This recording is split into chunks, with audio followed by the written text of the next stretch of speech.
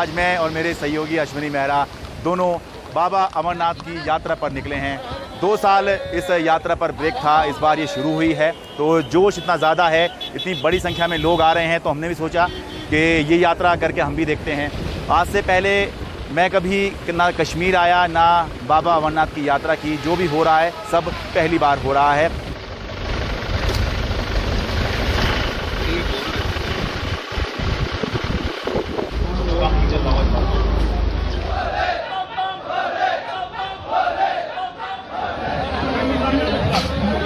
जय बाबा भोलेनाथ। नमस्कार, मैं हूं शरद शर्मा।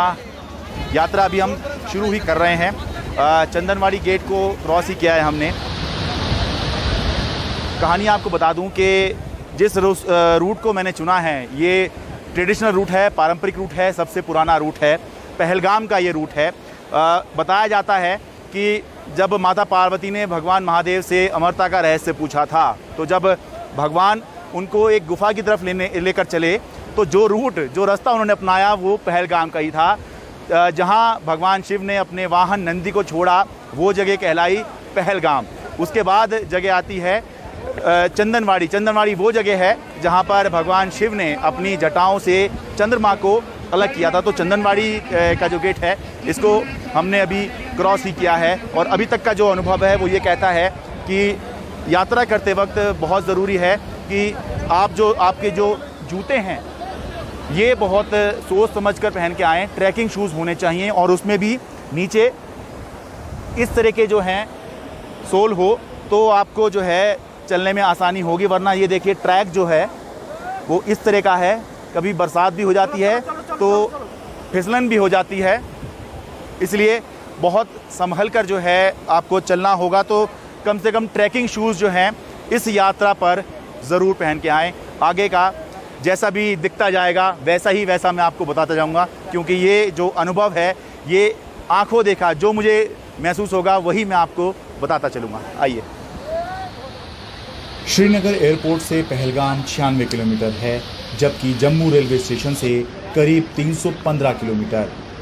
अमरनाथ यात्रा की शुरुआत में मैंने पैदल ही चलने का फैसला किया, लेकिन श्रद्धालुओं और घोड़े खच्चर वालों की भीड़ के साथ साथ पिस्सू टॉप की बेहद कठिन माने जाने वाली चढ़ाई ने मुझे घोड़ा लेने को मजबूर कर दिया। बिल्कुल 90 डिग्री की खड़ी चढ़ाई है पिस्सू टॉप तक की। घोड़े की सवारी के लिए आपको कितने पैसे चुकाने होंगे ये बेशक श्राइन बोर्ड ने तय किया है, लेकिन क्योंकि सारा खेल डिमांड सप्लाई का है इसलिए ये आपके ऊपर निर्भर करेगा कि आप कितना मोल भाव घोड़े वाले से कर पाते हैं। चंदनवाड़ी से पिस्सू टॉप तक का रास्ता बहुत दुर्गम है, बहुत ऊंची चढ़ाई है, इसलिए जो लोग पैदल चल सकते हैं बहुत अच्छी बात है। जो लोग नहीं चल सकते वो घोड़ा ले सकते हैं, जिस तरह से मैंने लिया हुआ है। और देखिए मेरे दोस्त अश्विनी मेहरा जो है पीछे चल रहे हैं। एक जो अनुभव इस घोड़े की यात्रा के दौरान आया है वो ये है कि जब जो यात्रा चल रही है रास्ता संकरा है और क्योंकि लोग बड़ी संख्या में हैं और बहुत से लोग घोड़े की सवारी कर रहे हैं तो रास्ते में कई बार जो है जाम की स्थिति बन जाती है। तो ये ज़रा ध्यान में रख के चलने की ज़रूरत है। और जो संख्या आप देखेंगे कि हज़ारों लोग एक समय में यात्रा कर रहे हैं, तो ये देखिए आपको समझ में आएगा। मैं आपको दिखाता हूँ कि ऊपर और नीचे कितने लोग इस समय यात्रा करते हुए दिखाई दे रहे हैं। 11,500 फुट की ऊंचाई, ऊपर से हल्की बरसात। मैंने आखिरकार गर्म कपड़े और जैकेट पहन लिए। पहाड़ का रास्ता कितना भी खराब दिख रहा हो, लेकिन कुदरत ने जो खूबसूरत वादी दिखाई उसे देखकर मन में एक ही ख्याल आया, एक ही दिल है, कितनी बार जीतोगे। आप कितनी भी कोशिश कर लें पूरी यात्रा तो आप घोड़े या खच्चर पे नहीं कर पाएंगे। अब शेषनाग की तरफ जाते हुए एक जगह आई है जोजीपल। यहाँ पर क्योंकि रास्ता संकरा है तो जो लोग पैदल चल रहे हैं वो तो पैदल चल ही रहे हैं, जो घोड़े या खच्चर पे आ रहे हैं उनको भी कुछ समय यहाँ से पैदल चलना होता है और घोड़े जो हैं वो ऊपर के रास्ते से आते जाते हैं।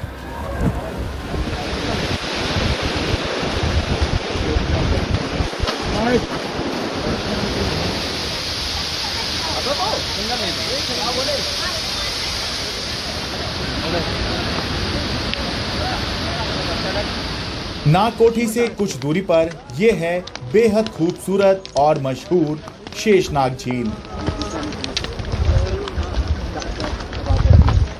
दिन ढल गया है और मौसम भी खराब लग रहा है। वैसे भी शेषनाग रात में रुकने के लिए सबसे अच्छा विकल्प है। अब मैं शेषनाग पहुंच गया हूं। चंदनवाड़ी जहां से हमने ये सफ़र शुरू किया था, वहां से लगभग 12 किलोमीटर का सफ़र हम तय कर चुके हैं। 12 किलोमीटर यूं नहीं है, बल्कि 12 किलोमीटर यूं करके हुआ है। और कुछ सफ़र पैदल तय किया है, कुछ सफ़र घोड़े और खच्चर पर तय किया है। शेषनाग के बारे में आपको बता दूं कि जब महादेव पार्वती के साथ चले थे गुफा की तरफ, तो उनके गले में जो सर्प थे उनको उन्होंने जो है यहाँ उतारा था, इसलिए इस जगह का नाम शेषनाग है। और यहाँ पर जो है अभी ऐसा लग रहा है कि बरसात हो रही है, लेकिन यहाँ पर धुंध इतनी ज़्यादा है, पता नहीं लग रहा है कि ये धुंध जो है या ये ओस जो है उसकी बूंदें पड़ रही है या हल्की हल्की बरसात हो रही है। आज रात जो है नाइट हॉल्ट यहीं पर होगा।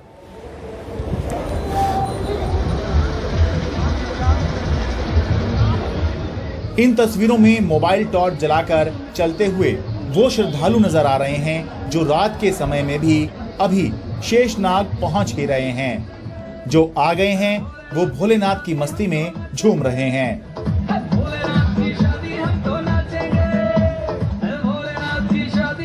शेषनाग में 450 रुपए में टेंट मिल गया। खाने के लिए ये भटिंडा वालों का लंगर। इस लंगर में उत्तर भारत का खाना जैसे दाल चावल रोटी सब्जी तो है ही, साथ ही जिन लोगों को दक्षिण भारत के व्यंजन जैसे इडली सांभर उत्तपम पसंद हैं, उनके लिए भी बढ़िया व्यवस्था है। और आखिर में गर्म दूध भी। श्रद्धालु इस तरह के इंतजामात से बहुत खुश दिखे। पहली बार आए हैं? पहली बार आए। अच्छा, खान पान ठीक लग रहा है? बहुत अच्छा है, बहुत अच्छा, मन माफिक मिल रहा है? एकदम बहुत अच्छा है। तो कैसे, मतलब किस टाइम पहुंच गए थे आप यहाँ? बस अभी जस्ट। अच्छा, अभी आए हैं। अच्छा, ठीक है। खान पान ठीक है? बाबा का प्रसाद है जी, ये बाबा का प्रसाद है जो सब सेवा कर रहे हैं, ठीक है। उन लोग सबका शुक्रगुजार करेंगे दिल से कि अगर भंडारा नहीं लगे तो अमरनाथ यात्रा नहीं कर पाएंगे। पर लंगर प्रसाद और आप यहाँ जहाँ जो भंडारे वाले जो सेवा करते हैं उनका तहे दिल से हमें ना धन्यवाद करना चाहेंगे। मैं हरिद्वार से आई हूँ। हरिद्वार तो अपने आप में ही तीर्थ क्षेत्र है। क्या नाम है आपका? कविता। हरि के द्वार हरिद्वार, तो यहाँ से भोले जी के ससुराल से है, अब भोले जी के पास आए। तो अच्छा, व्यवस्था कैसी है जी यहाँ पर? बहुत अच्छी है, बहुत ज़्यादा ठीक लग रही है। आप पहली बार आई हैं क्या? मैं फर्स्ट टाइम आई हूँ हस्बैंड के साथ अपने। अच्छा, और खान पान वगैरह हो गया आपका? हाँ, खान पान हो गया, बहुत अच्छा है। मैं 92 में पहली बार आया था। हाँ। तो भगवान की कृपा से मुझे प्रेरणा मिली। शेषनाग पे मेरी थोड़ी तबीयत खराब हो गई। अच्छा। तो मुझे लगा कि शेषनाग पे बाबा लंगर लगा दें, इससे बड़ी सेवा कोई नहीं है। बाबा ने मेरी पुकार सुनी। 93 से रेगुलर लंगर लग रहा है हमारा। अच्छा। 93 से अगर हम जोड़े तो 30वां लंगर है। वैसे 28 में 2 साल कोरोना के मिस हो गई, इसलिए हम 28वां बना रहे हैं हमारा। यात्रा का पहला दिन समाप्त। शुभ रात्रि।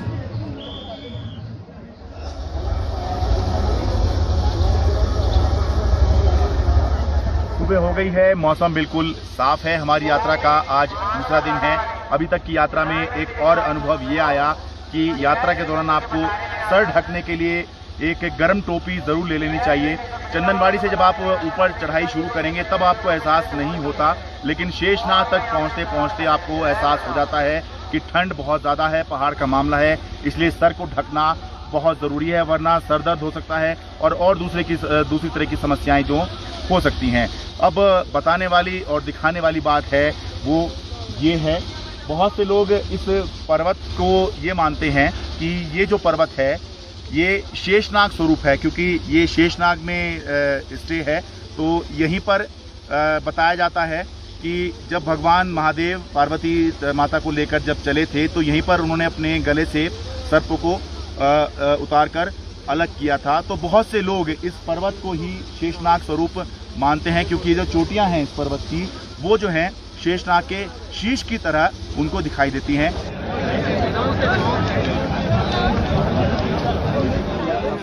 पहले दिन लगभग 12 किलोमीटर की चढ़ाई उतराई करने के बाद आज दूसरे दिन लगभग 20 किलोमीटर की चढ़ाई उतराई करनी है।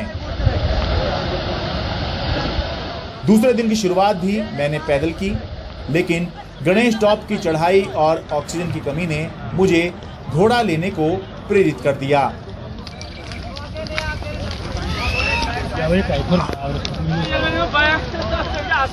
जब तक आप पैदल चल सकें पैदल चलिए, और जब ना चल पाए तो आप चाहें तो घोड़ा खच्चर ले सकते हैं। इस मामले में ज़्यादा भावनाओं में बहने की ज़रूरत नहीं है, क्योंकि ज़्यादा भावनाओं में बहने से आप अपना भी नुकसान कर सकते हैं और दूसरों पर भी जो है, दूसरों की समस्या भी जो आप बढ़ा सकते हैं।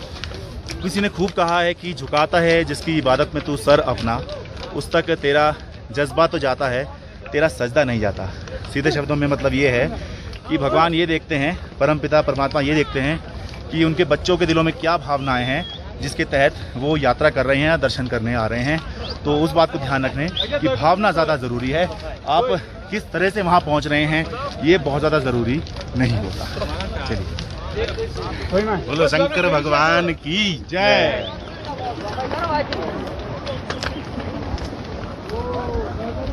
ज्यादा से ज्यादा श्रद्धालु अमरनाथ यात्रा कर सकें, इसके लिए घोड़े या खच्चर वाले बहुत जरूरी हैं, क्योंकि अगर ये ना हो तो बहुत से लोग अमरनाथ यात्रा करने के बारे में शायद सोच भी नहीं पाएंगे।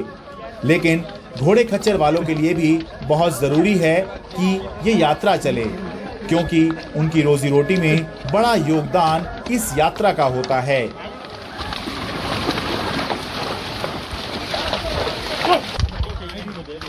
तो अभी रोजाना मतलब आप कितना कमा ले रहे हैं? बस जैसे आदमी है हाँ, तो 2000-3000 कमाते हो हम दिन को।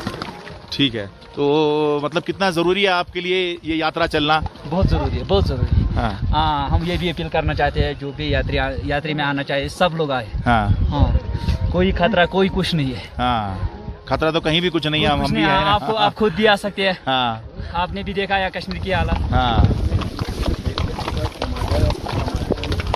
आखिरकार दूसरे दिन लगभग 4.5 किलोमीटर और चंदनवाड़ी से कुल 16.5 किलोमीटर चलने चढ़ने के बाद इस यात्रा का सबसे ऊंचा पॉइंट आ गया, गणेश टॉप। अब हम महागुण पर्वत पर पहुंच गए हैं। इस जगह को गणेश टॉप भी कहा जाता है। महादेव पार्वती जब यहाँ से निकले थे तो उन्होंने अपने बेटे श्री गणेश को यहीं छोड़ने का फैसला किया था। यहाँ पर ठंड काफ़ी है क्योंकि ऊंचाई काफ़ी हो गई है और ठंडी हवाएं भी चल रही हैं।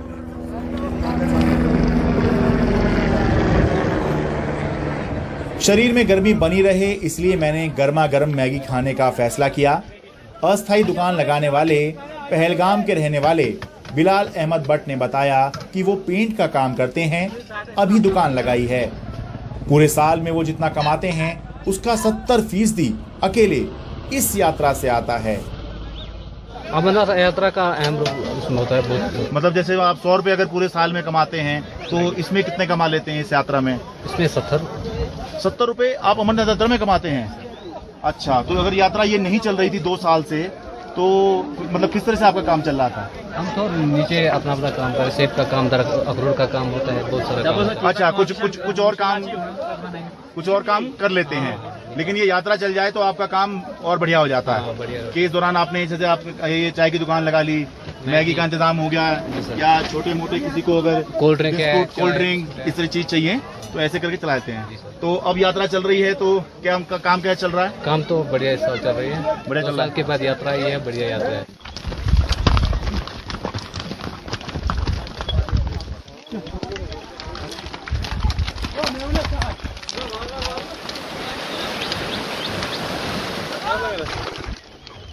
लगभग 9.5 किलोमीटर और चलने के बाद पंचतरणी आया।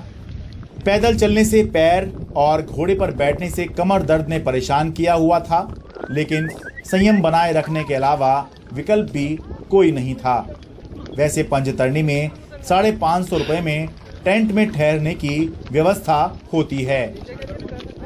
अब हम पंचतरणी पहुंच गए हैं। पंचतरणी यानी कि वो जगह जहां पर महादेव और पार्वती जब यहाँ से निकल रहे थे तो महादेव ने 5 तत्वों को अपने से अलग किया था। 5 तत्व यानी पृथ्वी, अग्नि, जल, आकाश, वायु, ये जो 5 तत्व होते हैं जिनसे हमारा शरीर बनता है, उन तत्वों को खुद से अलग किया था। अमरनाथ यात्रा के दौरान ये जो पंचतरणी है, ये एक बहुत ही अहम पॉइंट है या स्टॉपेज है। यहाँ पर ठहरने की व्यवस्था होती है और जो लोग जो आम लोग ये यात्रा चॉपर से करना चाहते हैं, उनके लिए पहलगाम और बालटाल से पंचतरणी तक हेलीकॉप्टर सर्विसेज जो हैं वो चलती हैं और यहाँ से लगभग 6 किलोमीटर का रास्ता और बचा है पवित्र अमरनाथ गुफा तक का। पंचतरणी से पवित्र गुफा तक आपको बहुत से लोग इस तरह की पालकी में दिख जाएंगे जो हेलीकॉप्टर से पंचतरणी तक पहुंचते हैं, लेकिन शायद चलने या घोड़े पर बैठने में दिक्कत के चलते पालकी में बैठकर पवित्र गुफा तक पहुंचते हैं। पैदल चलते चलते लोग थकते रहते हैं, आराम करके फिर बाबा बर्फानी के दर्शन की कामना लेकर चलते रहते हैं।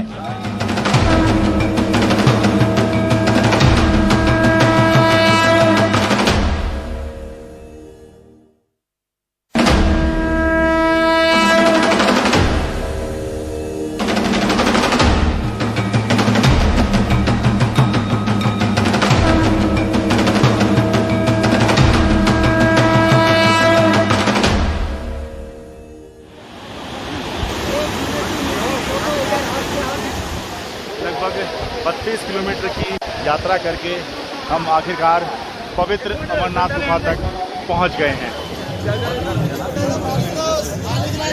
प्रसाद बेचने वाली सजी दुकानों और लंगर से होते हुए मैं गुफा की सीढ़ियों तक पहुंचा।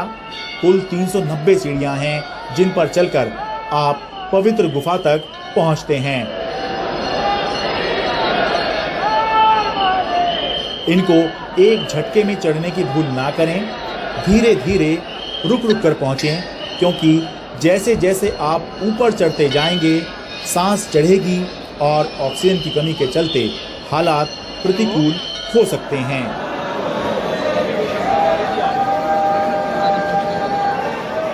और ये हैं बाबा बर्फानी, जिनके दर्शन के लिए मुझ समेत हजारों लोग हजारों हजार किलोमीटर से तमाम तरह के कष्ट और पीड़ा उठाकर यात्रा करते हुए चले आ रहे हैं। इस बार तापमान ज़्यादा है, इसलिए शिवलिंग का आकार भी काफ़ी छोटा नज़र आ रहा है।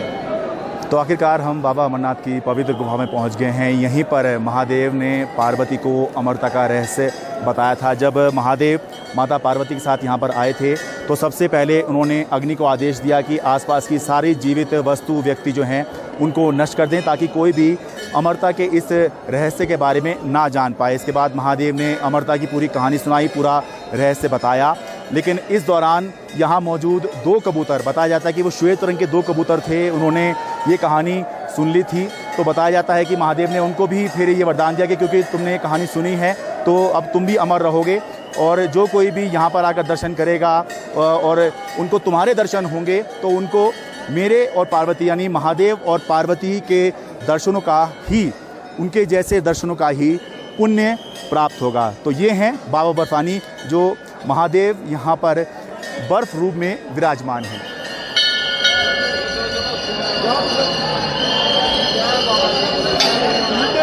अमरनाथ यात्रा के 3 फायदे हैं। पहला, आपको बाबा बर्फानी के दर्शन होते हैं। पूरे विश्व में भगवान महादेव केवल यहीं पर विराजमान हैं। दूसरा, जब आप पहाड़ पर यात्रा करते हैं तो आपको अपनी शारीरिक क्षमता का पता चलता है। और तीसरा, इस बहाने आपको कश्मीर को देखने, समझने और जानने का मौका मिलता है, जिसके बारे में कहा गया है कि अगर धरती पर कहीं स्वर्ग है तो यही है कश्मीर में। अमरनाथ से अपने सहयोगी अश्विनी मेहरा के साथ मैं शरद शर्मा, NDTV इंडिया।